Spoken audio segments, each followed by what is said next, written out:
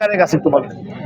আমি সবার আগে স্মরণ করছি আমাদের আপসহীন দেশনেত্রী, সাবেক প্রধানমন্ত্রী, যিনি আসলে একটি গণতান্ত্রিক সুষ্ঠু রাজনীতি চেয়েছেন, জন্য আপোষ করেননি কারোর সাথে। তো ওনার স্বপ্ন পূরণে বাংলাদেশ জাতীয়তাবাদী ছাত্র দল, বাংলাদেশ জাতীয়তাবাদী যুব দল এবং বাংলাদেশ জাতীয়তাবাদী দল বিএনপি বিগত 16-17 বছর কষ্ট করেছে।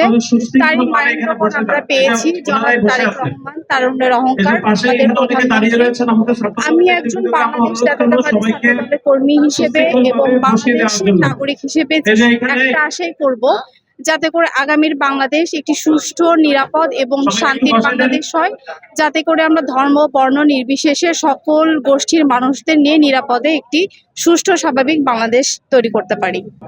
এটা একটা চমৎকার বিষয় আপনি তুলে ধরেছেন, কারণ আপনি দেখতে পাচ্ছেন, খেয়াল করে দেখেছেন যে আমরা যে 12ই ফেব্রুয়ারি যে উৎসব মুখর পরিবেশে সবাই গিয়ে ভোট প্রদান করেছি, এটার মধ্য দিয়ে প্রমাণিত হয় যে আমরা কিন্তু চাঁদ রাতের মতো, মানে ঈদের দিন ফিরে এসেছে আমাদের জন্য। বিশেষ করে আমরা বলবো যে শুধু যে আমরা বিএনপিকে সাপোর্ট করি বা বিএনপিকে ধারণ করি তা না, নির্বিশেষে সারা বাংলাদেশ একটি উৎসব মুখর পরিবেশে 11 তারিখ পার করেছে এবং উৎসবের মধ্য দিয়েই 12 তারিখে একটা গণতান্ত্রিক নির্বাচনে অংশগ্রহণ করেছে।